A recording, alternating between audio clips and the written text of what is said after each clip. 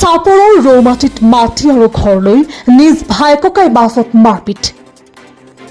এগৰাকী অৰ্ধ সামৰিক বাহিনীত কৰ্মৰত জোৱানজনে ভেৰণীয়া গুণ্ডাৰ সহযোগত মাৰপিট কৰাৰ অভিযোগ। মাৰপিট কৰাৰ লগতে ঘৰ ভাঙি দিয়াৰো অভিযোগ উঠিছে। প্ৰশাসনিক বিষয়া অবিহনে ঘৰ ভাঙিবলৈ গৈছিল অৰ্ধ সামৰিক বাহিনীত কৰ্মৰত জোৱানজনে। ফলত সৃষ্টি হয় এই মাৰপিটৰ ঘটনা। চাপৰৰ ৰৌমাটিত অৰ্ধ সামৰিক বাহিনীত কৰ্মৰত জোৱান মগৰব আলীয়ে ভাইককাইৰ ঘৰ ভাঙি বীৰত্ব প্ৰদৰ্শন কৰাৰ অভিযোগ। উল্লেখ্য যে দীৰ্ঘদিনৰে পৰা উক্ত ঠাইডোখৰত ভাইককাইসকলে মিলা প্ৰীতিৰে বসবাস কৰি আছিল। শেহতীয়াকৈ ভাইককাইৰ মাজত মাটি বাৰীক লৈ ফাট পেলাই পিছত দেওবাৰে জোৱান মগৰব আলীয়ে গুণ্ডা বাহিনীৰ লগত লৈ আহি চহৰ আলী আৰু চবুৰ আলীৰ পৰিয়ালক মাৰপিট কৰাৰ লগতে ঘৰ দুৱাৰ ভাঙি দিয়াৰ অভিযোগ। ইপিনে উক্ত মাটিডোখৰ অৰ্ধ সামৰিক বাহিনীত কৰ্মৰত জোৱান মগৰব আলীৰ নামত ৰেকৰ্ডভুক্ত থকা বুলি জানিব দিয়ে জোৱানজনে। জানিব পৰা মতে উক্ত মাটিডোখৰ খালী কৰিবলৈ চাপৰ ৰাজহ চক্ৰৰ চক্ৰ বিষয়াই নিৰ্দেশ প্ৰদান কৰিছিল যদিও মগৰব আলীয়ে ভাতৃসকলৰ প্ৰাপ্য আদায় নিদিয়া ভাতৃসকল উক্ত ভূমি এৰি দিয়া নাছিল বুলি জানিব দিয়ে।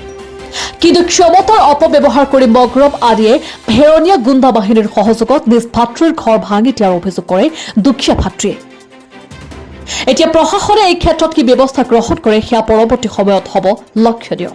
আমাৰ ওচৰত কিছু মন্তব্য আছে, শুনাই ল'ব বিচাৰিছো।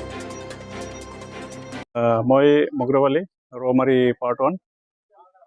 মই মানে এইটো মাটি যোৱা 1999 চনত কিনিছিলোঁ। তাৰপিছত মই ঘৰ বনাই ইয়াতে আছিলোঁ। পিছত যেতিয়া গুৱাহাটী মোৰ পষ্টিং হয়, মই BSFত জব কৰোঁ।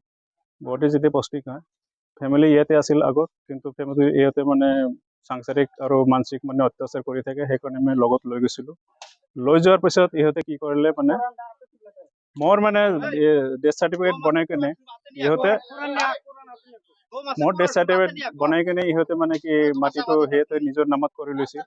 তাৰপিছত জয়সেৱনী ছাৰৰ মানে SDO ছাৰৰ ইনকুৱাৰী হৈ কেনে মাটিটো মই ঘূৰাই পাইছোঁ।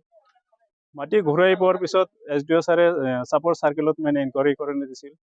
ইনকুৱাৰী মানে চাৰ্কেল অফিচাৰে ছাৰে আমাক যিটো যোৱা 21 ডিচেম্বৰত যিটো ভেৰিফিকেশ্যন আছিল, আমাৰ দুই পাৰ্টিৰে ভেৰিফিকেশ্যন আছিল। মাতাৰ পিছত মানে মোর নাম Sheikh Shahar Ali, son of Sainuddin Sheikh late, ব্লিস রৌমারি পাটন।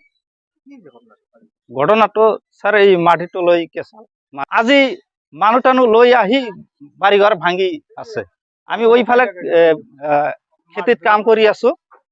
কাম কৰি থাকতে আহি দেহ মানুহ চোতাল লোট হৈ আছে। আহি মানে আগতে ইয়াতে এটা ঘৰ আছিল, সৰু ঘৰ, সেইটো আগে ভাঙি। নিউজ ডেস্ক ৰিপোৰ্ট, নিয়মীয়া খবৰ।